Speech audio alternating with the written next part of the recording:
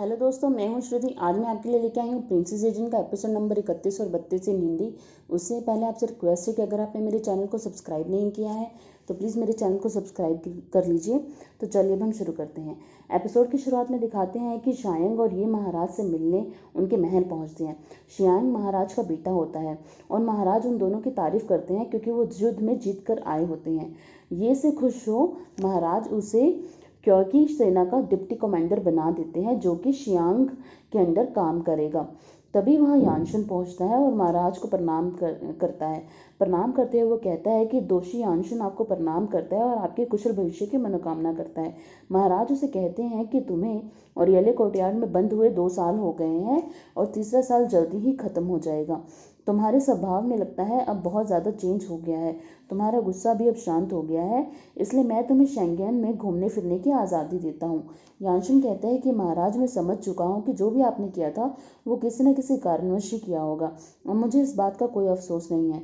महाराज उसे बेस्टॉवली जेड एक देते हुए कहते हैं कि तुम इस जेड की मदद से कहीं भी आ जा सकते हो शेंगेन में, और कहते हैं कि तुम्हारा तीसरा साल पूरा होते ही तुम्हें यान भी भेज दिया जाएगा ताकि तुम हमारे देश की सेवा कर सको।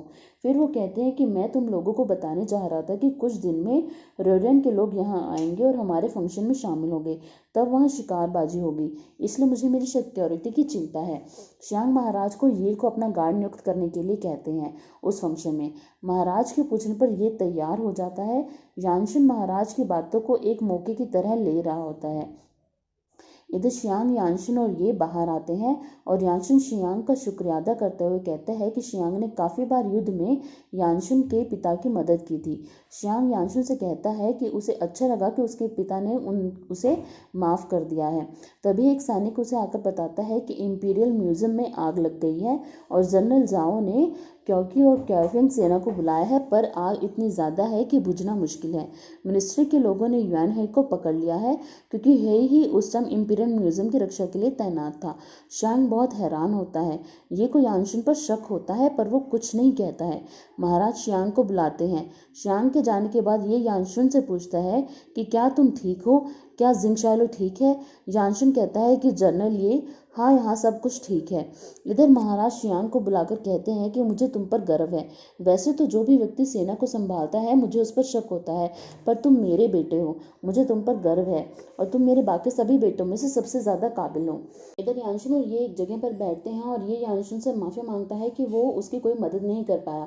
जब तक उसे पता चला तब तक डुक डाम्बी की मौत हो चुकी थी और तुम्हें यानशन यानशन उसकी बात को बीच में काटते हुए कहता है कि तुम्हें क्या लगता है आज की हवाएं इंपीरियल म्यूजियम के आपको बुझा देंगे या बढ़ा देंगे।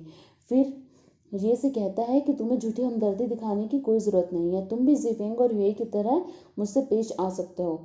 ये उसे कहता है कि मैंने तुम्हें लेटर लिखे थे, तुमने उन्हें पढ़ा क्या। यानशन कहता है कि मैं चाहे और येले कोर्टयार्ड में बंद था पर यह मतलब नहीं कि मैं कुछ भी पढ़ लूँगा। मैं चाहे कितना भी बोर क्यों ना हो रहा हूँ, पर मुझे तुमसे मिलने में कोई भी इंटरेस्ट नहीं था। यानशन जाने लगे से कहता है कि तुम सेना के साथ युद्ध जीत कर आए हो और शियांग के साथ काम करते हो, तुम्हें मुझ जैसे कैदी से दूर रहना चाहिए।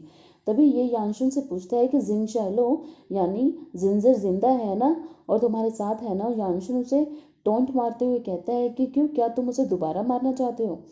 फिर यानशन ओरियाले कोर्टयार्ड में पहुंचता है और जिंगशैलो के गले पर लगे घाव को साफ करता है और आज महल में हुई सारी बातों को उसे बताता है। जिंगशैलो उसे बताती है कि इंपीरियल म्यूजियम में वो ये से मिली थी। अगर मैंने ये को पहचान लिया तो ये ने भी उसे ज़रूर ही पहचान लिया होगा। यानशन उसे बताता है कि पर महल में तो ये ने बिल्कुल भी इस बात को जिक्र नहीं किया। वो महल में बिल्कुल अनजान बन के खड़ा था, जैसे उसे कुछ पता ही ना हो। ये कि दिमाग को समझा नहीं जा सकता है, हमें बहुत सावधान रहना होगा। फिर वो जिंगशैलो का घाव को साफ करते हुए उसे ना हिलने को कहता है और कहता है कि अगर तुम मुझे घाव को साफ नहीं करने दोगी तो इसका निशान हो जाएगा और तुम्हारी शादी कैसे होगी। जिंगशैलो कहती है कि मुझे शादी नहीं करनी है। फिर यानशन हंसते हुए कहता है कि तुम्हें अपनी शादी की चिंता करने की ज़रूरत भी नहीं है। इधर शियांग ये को महाराज के का आदेश दिखाता है जिसमें युएन हे को सज़ा सुनाई जाती है। फिर ये शियांग से पूछता है कि क्या जाओ और वी फैमिली को माफ़ कर दिया गया है। शियांग कहता है कि हाँ, अभी तो उनको कुछ भी नहीं कहा गया है, पर आगे कुछ भी हो सकता है। फिर वो ये से पूछता है कि क्या तुम्हें आग लगने के बारे में कुछ भी पता है। ये मना कर देता है। शियांग कहता है कि 3 साल पहले मुझे और मेरे तीसरे भाई को अलग अलग जगह पर भेजा गया था, शियांग की सीमा से बाहर। अब हम दोनों ही वापस आ रहे हैं। तीसरा भाई भी उत्तर दिशा से जल्दी ही आ जाएगा। ये शियांग से कहता है कि बॉर्डर पर रहना शेंगन में रहने से ज़्यादा अच्छा है। यहाँ बिल्कुल भी शांति नहीं है। तुम्हें यहाँ पर रहकर पता चल जाएगा कि बॉर्डर पर रहना ज़्यादा अच्छा है। शियांग कहता है कि मुझे पहले जाल में फंसाकर यहाँ से भेजा गया था। अब तुम मेरे साथ हो, मुझे कोई भी नुकसान नहीं पहुंचा सकता। पर तुम्हें अब एक काम करना है। तुम्हें पिताजी के लिए इंपीरियल म्यूजियम में लगी हुई आग के मुजरिम को ढूंढना होगा। ये उसके बाद का हाँ में जवाब देता है। इधर डैंग फ्रांसिस शियांग से मिलता है और कहता है कि माना कि यानशिन मेरे पुराने महाराज यान शिनसेंग का बेटा है और मुझे उसकी चिंता है, पर अब मैं आपके साथ हूँ, तो आप जो चाहे उसके साथ कर सकते हैं। मुझे उससे कोई फर्क नहीं पड़ेगा। आप चाहे तो उसे अपने रास्ते से हटा सकते हैं। शियांग कहता है कि यानशिन एक बहुत बड़ा खतरा है। मैं उसे यानबी वापस नहीं जाने दूंगा। माना कि उसके परिवार को फंसाया गया था और मारा गया था, पर उसे जिंदा छोड़ना सही नहीं रहेगा। डैंग फैंसी कहता है कि पर ये ऐसा नहीं सोचता। शियांग कहता है कि मुझे विश्वास है कि ये मेरा ही साथ देगा। इधर सॉन्ग यानशिन और जिंगशैलो से मिलता है और जिंगशैलो को देखकर खुश हो जाता है और यानशिन को कहता है कि मैंने तुम्हें बहुत ही मिस किया। फिर वो जिंगशैलो को जंगलों में घुमाने ले जाता है और उसे बताता है कि वो 3 महीने बाद अपना घर अलग बना सकता है और शादी कर सकता है। इसलिए इस खुशी के मौके पर उसे जिंगशैलो से कोई गिफ्ट चाहिए। जिंगशैलो उससे पूछती है कि उसे क्या चाहिए। सोंग बड़े धीरे से शर्माते हुए कहता है कि तुम खुद को ही मुझे दे दो। जिंगशैलो हैरान हो जाती है, तो फिर अपनी बात को पलटते हुए सोंग कहता है कि मतलब तुम मेरे घर रह सकती हो। यानशिन बहुत गरीब है और यानबी में भी 6 महीने तक बर्फ ही गिरती रहती है। तुम यहाँ शेंगन मेरे साथ रह सकती हो और अच्छी जिंदगी बिता सकती हो। जिंगशैलो उसके बात को इग्नोर कर छुपके से वहां से निकल जाती है और रास्ते में उसे एक खरगोश मिलता है जो कि घायल होता है। वो उसकी पट्टी करती है। तभी वहां जालो और जामा नाम के 2 व्यक्ति आते हैं और आकर उस पर तीर चलाते हैं और पूछते हैं कि तुम किसकी मेड़ हो। जिंगशैलो कहती है कि मैं किसी की भी मेड़ नहीं हूँ। फिर वो उसकी तरफ पैसों का बैग फेंकते हैं और उसे दौड़ने के लिए कहते हैं। जिंगशैलो को पैसों की ज़रूरत होती है, इसलिए वो बैग को लेकर भागती है और जामा उसके पैरों के पास तीर मार देती है। जिंगशैलो उसे कहती है कि पैदल भागते हुए इंसान पर तो कोई भी तीर चला सकता है, तुम मुझे घोड़ा दो और फिर तीर मारो। जालो उसे अपना घोड़ा दे देता है। पहले तो जिंगशैलो घोड़े पर ना चढ़ पाने की एक्टिंग करती है और फिर वो घोड़े पर चढ़कर इतनी तेज भागती है कि जामा और जालो सोचते ही रह जाते हैं और उसका पीछा नहीं कर पाते हैं। इधर एजू जिंगशैलो के लिए एक तोहफा लाता है जो सोंग ने भिजवाया होता है। यानशिन उसे एक जगह पर रखवा देता है। फिर यानशिन एजू के जाने के बाद तोहफा खोलकर देखता है और उसमें एक ड्रेस होती है, तो वो उस ड्रेस पर चाय गिरा देता है। फिर वो जिंगशैलो के लिए एक तोहफा मंगवाता है। जिंगशैलो आती है और यानशिन उसे अपना तोहफा देता है और साथ ही साथ सोंग के दिए हुए तोहफे के बारे में भी बताता है। जिंगशैलो को यानशिन की ड्रेस पसंद आती है। वो देखती है कि सोंग ने भी उसे एक ड्रेस ही दी है, पर उस ड्रेस पर चाय गिरी हुई है। तो वो देखकर मुस्कुराने लग जाती है क्योंकि उसे पता चल जाता है कि ज़रूर भी यानशिन ने ही उस ड्रेस के ऊपर चाय गिराई होगी। तो वो मुस्कुराते हुए कहती है कि यानशिन तुम्हारी दी हुई ड्रेस ज़्यादा अच्छी है। तभी जामा वहाँ आ जाती है और एजे पर कोड़े मारते हुए जिंगशैलो के बारे में पूछती है। जिंगशैलो उसके कोड़े को रोक देती है। जामा यानशिन से कहती है कि मैं इस मेड को खरीदना चाहती हूँ। तुमने इसे जितने भी दाम में खरीदा था मैं इसके दुगने दाम दूंगी। मुझे ये मेड चाहिए। यानशिन कहता है कि तुम चाहे 10 गुना दाम कर दो, चाहे महाराज खुद आकर कहें, पर मैं जिंगशैलो को किसी को नहीं दे सकता। फिर वो यानशिन पर हंसते हुए कहती है कि पहले यान शिनसेन ने बाई सिंह को महाराज से ले लिया था और अब तुम भी एक मेड के पीछे पड़े हो। इसे संभाल कर रखना।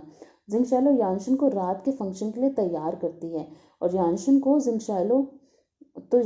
जिंगशैलो को अपने साथ चलने के लिए कहता है और कहता है कि अब तो काफ़ी लोगों को पता चल गया है कि तुम जिंदा हो, तो इससे कोई फर्क नहीं पड़ता और अब तो मेरे पास महाराज का दिया हुआ जेड भी है, तो अगर तुम मेरे साथ चलोगे तो कोई तुम्हें कुछ नहीं कह पाएगा। तो तुम इसलिए मेरे साथ चलो, क्योंकि अगर तुम यहाँ रहोगे तो मुझे ज़्यादा डर रहेगा कि कहीं जामा तुम्हें नुकसान ना पहुँचा दे। इधर शुयू और जिफिंग दोबारा यानशिन और जिंगशैलो को मारने का प्लान बनाते हैं। वो सोचते हैं कि शिकारबाजी का बहाना कर वो दोनों को मार देंगे। यू उन्हें रोकता है पर वो उसकी बात नहीं मानते हैं। फंक्शन शुरू होता है। सॉन्ग जिंगशैलो को देखता है कि उसने उसकी दी हुई ड्रेस नहीं पहनी है तो वो नाराज़ हो जाता है और यानशन को पूछता है कि देखो जिंगशालो की ड्रेस अच्छी नहीं लग रही है ना। तो यानशन उसे कहता है मुझे तो उसकी ड्रेस अच्छी लग रही है। जिंगशालो हंसने लगती है। फिर सोंग नाराज़ होकर वहाँ से निकल जाता है और यानशन भी वहाँ से चला जाता है। तभी वहाँ पर ये पहुँचता है और ये जिंगशालो के पास आकर पूछता है कि तुम्हें याद है मैं कौन हूँ। जिंगशालो कहती है यहाँ पर हर कोई इंसान तुम्हें जानता है। इधर यानशन को शुयू रास्ते में रोकता है तो यानशन उसे कहता है कि तुम्हारे रिस्ट्रिक्शन अभी तक महाराज ने ख़त्म नहीं किए हैं, मेरा रास्ता मत रोको वरना तुम्हारे लिए अच्छा नहीं होगा। शुयू यानशन से लड़ने वाला होता है कि तभी यू आकर बीच में रोकता है और शुयू की तरफ से माफ़ी मांगता है। ये जिंगशालो से कहता है कि यानशन से कहना कि यहाँ पर सब उसके दुश्मन हैं, संभल कर रहे। जिंगशालो कहते हैं कि हम पिछले 2-3 साल से खुद को संभाल ही रहे हैं, तुम्हें चिंता करने की जरूरत नहीं है। फिर जामा घुड़सवारी पर करतब दिखाती है। महाराज खुश होकर उसे इनाम मांगने को कहते हैं तो वो जिंगशालो के साथ कंपटीशन करने की इच्छा रखती है। यानशन महाराज से कहता है कि जामा का कुंफू बहुत अच्छा है और जिंगशालो सिर्फ एक मेड है, इसलिए ये कंपटीशन ना करवाया जाए। जामा कहती है ठीक है, पहले ये मेरे एक सैनिक से लड़ेगी, अगर ये उससे जीत गई फिर मुझसे लड़ेगी। जिंगशालो के सामने जामा का हट्टा कट्टा सैनिक खड़ा हो जाता है। वो लड़ने के लिए आगे बढ़ता है। जिंगशालो एक पैर मारकर उसे हवा में उड़ाकर गिरा देती है और जीत जाती है। फिर जामा और जिंगशालो में तीरबाजी का मुकाबला होता है। जिंगशालो तीर से जामा का धनुष ही तोड़ देती है और जीत जाती है। उसकी ये कलाकारी देखकर महाराज खुश हो जाते हैं और उससे पूछते हैं कि तुम्हारा नाम क्या है। जिंगशालो कहते हैं कि मेरा नाम शूकर है। फिर जिफेंग महाराज से कहते हैं कि ये एक भागी हुई मेढ़ है और एक अपराधी है, हमें इसे यहीं तुरंत खत्म कर देना चाहिए। तभी ये आकर महाराज से कहता है कि ये मेरे महल की मेढ़ है, मैंने ही इसे जाने की इजाज़त दी थी पर किसी कारणवश मैं इसे स्वतंत्रता पत्र नहीं दे पाया था, अभी ये आज़ाद है। महाराज जिंगशालो को खुश होकर उसे 500 किलो सोना देते हैं और ये इसे स्वतंत्रता पत्र लेने के लिए कहते हैं। अपने टेंट में आकर शुयू यानशन को मारने का और जिफेंग जिंगशालो को मारने का प्लान बनाता है। इधर यानशन और जिंगशालो भी सुबह की तैयारी कर रहे होते हैं। सुबह होती है, शिकारबाजी के लिए सब जंगल की तरफ निकलते हैं। यानशन निर्धारित रास्ते को छोड़कर दूसरे रास्ते को पकड़ता है। जिफेंग और शुयू भी उसको मारने के लिए अपने सैनिकों के साथ उसके पीछे चल पड़ते हैं। रास्ते में शुयू के आगे जेंग्यू पेड़ गिरा देती है तो शुयू आगे नहीं जा पाता है और पर जिफेंग और उसके 3 सैनिक आगे बढ़ जाते हैं। जिंगशालो तीनों सैनिकों को तीर मारकर उनकी हत्या कर देती है। अब सिर्फ जिफेंग रह जाता है और वो आगे बढ़ता है और वो यानशन और आगे जाकर वो यानशन और जिंगशालो से मिलता है। जब जिंगशालो जिफेंग को क्रॉसबो से तीर तीर मार देती है। एक तीर उसकी छाती पर लगता है और 2 तीर उसके पैरों पर लगते हैं। जिफेंग फिर भी यानशन पर हंसते हुए कहता है कि तुम बिल्कुल अपनी प्रेग्नेंट बहन की तरह लग रहे हो, तुम्हारी शक्ल वैसे ही लग रही है जैसे तुम्हारी प्रेग्नेंट बहन की लग रही थी मरते वक्त। तभी यानशन को गुस्सा आता है और वो उसकी छाती के तीर पर पैर रख देता है और उसे दबाने लगता है। जिफेंग कहता है कि मेरे मरने के बाद भी तुम नहीं बच पाओगे, मेरी फैमिली तुम्हें छोड़ेगी नहीं। यानशन तलवार मारकर उसकी जान ले लेता है और जानबूझकर उसकी लाश के पास अपना जेड गिरा देता है। जिफेंग के वापस न आने पर ये अपने सैनिकों को जंगल भेजकर ढूंढने को कहता है। सैनिकों को जिफेंग की लाश मिलती है और उसके पास यानशन का जेड। महाराज यानशन से पूछते हैं कि यानशन बताता है कि उसका जेड कल गुम हो गया था। शुयू कहता है कि तुमने ही जिफेंग को मारा है, जेड गुम होने का बहाना बना रहे हो। यानशन कहते हैं कि तुम मुझे जानबूझकर फंसा रहे हो, मुझे लगता है कि तुमने जिफेंग को मारा है और मुझ पर इल्ज़ाम लगाकर मुझे मरवाना चाहते हो ताकि यान भी तुम्हारे पास आ जाए। कल भी फंक्शन में तुमने जानबूझकर मुझसे झगड़ा किया था, हो ना हो तुमने झगड़े के बहाने मेरी कमर से मेरा जेड निकाल लिया होगा और जिफेंग को मारकर मुझे फंसा दिया होगा। शुयू कहते हैं कि तुम बकवास कर रहे हो।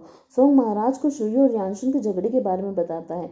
महाराज शियांग को इस केस को सॉल्व करने के लिए कहता है। शियांग पहले तो उन सैनिकों की लाशें ढूंढने को कहता है जो कि जिफेंग के साथ गए थे। सैनिक उन तीनों सैनिकों की लाशें लेकर आते हैं। जियांग को पता चलता है कि जिस तीर से उन तीनों सैनिकों को मारा गया है और जिफेंग को मारा गया है वैसा तीर शुयू के होते हैं। फिर वो शुयू से पूछता है तो शुयू से कहता है कि हो सकता है कि कोई मुझे फंसाने की कोशिश कर रहा हो। तो शियांग उससे कहता है कि तुम अपने कमरे की तलाशी करवाओ। शियांग शुयू के कमरे की तलाशी लेता है और शियांग को शुयू के खुफिया बॉक्स में यानबी का एक मैप मिलता है। फिर महाराज उन तीनों तीरों को देखते हैं और मैप को देखकर शुयू को दोषी ठहराते हैं। जिफेंग के पिता महाराज से तुरंत इंसाफ की गुहार करते हैं। महाराज शुयू के पिता को कहते हैं कि तुम खुद अपने बेटे को सजा दो, नहीं तो मैं तुम्हें और तुम्हारे सारे परिवार को सजा दूंगा। शुयू के पिता खुद ही शुयू को मार देते हैं तीर से। मारते वक्त वो शिजू के कान में कहते हैं कि तुम्हारा बदला मैं ज़रूर लूँगा। महाराज यानशुन को रिहा कर देते हैं। यानशुन महल के बाहर आता है और बड़ी शान से चल रहा होता है। उसके चेहरे पर एक अलग ही मुस्कान होती है अपनी जीत की। और यहीं पर एपिसोड ख़त्म हो जाता है। दोस्तों, अगर आपको वीडियो पसंद आई हो तो प्लीज़ लाइक का बटन दबाइएगा, मेरे चैनल को सब्सक्राइब कीजिएगा। Thank you very much.